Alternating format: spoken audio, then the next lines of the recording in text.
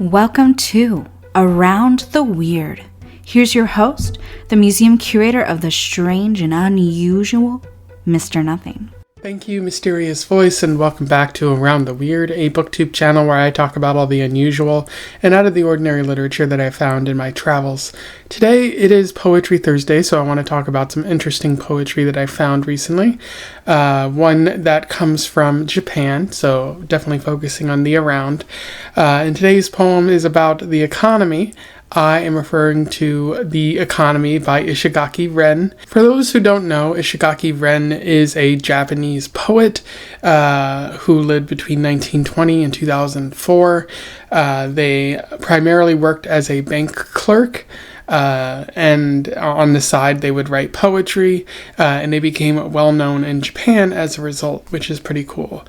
And that might have influenced some of their work, as I'll talk about later. But they wrote a couple books of poetry, and that seems to be the most that I can find out about them. As I said, I wanted to talk about a Japanese poet because I don't really do that often. I try to, but it's hard to find a Japanese poet who wasn't writing haikus, and it's often the case that I find it difficult to talk about haikus. I'm sure there are people out there, other people who do that, and that's their awesome niche on YouTube, on BookTube, but that's not for me. You can say a lot about 3 lines of poetry, maybe more if they write sort of a mixed style or more, but I just couldn't find a way to do that. But I am lucky that I can find some more Japanese poets as time progresses, so that's fun. But without further ado, let's talk about The Economy. I will read it, do a little bit of analysis, and we will move on from there. The Economy. The phrase economic animal, I suppose, is already fairly old. Quite a gap exists between the time when they said we seem that way, and now when we are that way. Now then, we economic animals will think about the economy. From the time that I was born, I've just been counting money. That was what we were taught in the home by the state. People only count the time they have left when it has started to run out. We live terribly impoverished lives. We die terribly lonely deaths. So that was The Economy in terms of analysis. There is a fair bit to talk about with this poem. I guess the first thing worth noting is that there's no strict narrative. It's just someone recounting that somebody has called them, their people, economic animals. And so you might wonder, why that would be. And I think that it's important to understand the author's background. Again, a Japanese woman who worked as a bank clerk. So when they say the phrase economic animal, I suppose is already fairly old. Quite a gap exists between the time when they said we seem that way and now when we are that way. I don't know exactly when this was written. The translation says 2005, which was after her death.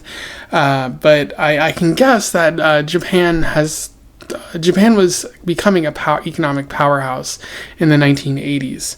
And I'm sure that American news called it an economic animal, just highlighting how it's competing with America. So that's sort of what Japan has been labeled. And I can only imagine what that would be like. Your country is known for really just the economy, not really known for its culture or the people. And so your value, your worth is determined by how much you output, how much you produce. Essentially, how much capitalism can you do, which certainly dehumanizes people, makes them feel less than if all they are is just their output, their worth, and no one's considering really anything else. You're bound to be a little bit demoralized by that. So that might be part of the poem, and you see that later as well, when the narrator says, "From the time that I was born, I've just been counting money. That was what we were taught in the home by the state. People only count the time they have left." So just highlighting, counting money. like, again, the extreme value of money that the state just tells you to count money. That's all that's important. The other things are unimportant. And given that the narrator, given that Ishigaki Rin was a banker, that might have felt especially true. Like, this is the only thing that's important, and if you don't focus on money, then you're worthless. Then you're not worth being part of this collectivist culture.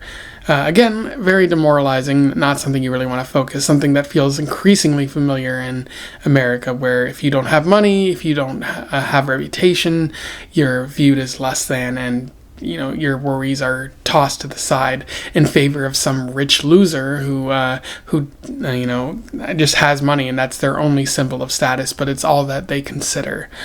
I don't think Ishigaki Rin is going that far, but it's that meaning is ultimately there.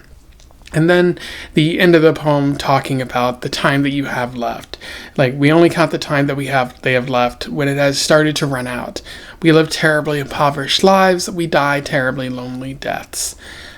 Which is pretty sad. But, people count money. They don't count the time that they have. They don't cherish those memories. And so as a result, we live impoverished lives. We live lonely lives. So if all you're focused on is money, then you're not going to really care about the people around you, and you're not going to have those memories. You're not going to live a fulfilling life. Is that what I think Ishigaki Rin is arguing there? Anyway, those are my thoughts on The Economy by Ishigaki Rin. Pretty solid poem. Certainly nothing new. Other people have said that stuff before, but I feel like the poem is, it's something that needs to be said, and people need to be reminded of these things, that money isn't the only thing that matters. If you read this poem before, you simply want to comment on something I said, comment below. I would love to hear from you and have a discussion about this. Otherwise, don't forget to like, share, and subscribe so that more people can find out about this poem, or this poet, or Poetry Thursday if they don't know about any of those things. And until then, I wish you the best of luck in your weird and economy-based travels. Farewell.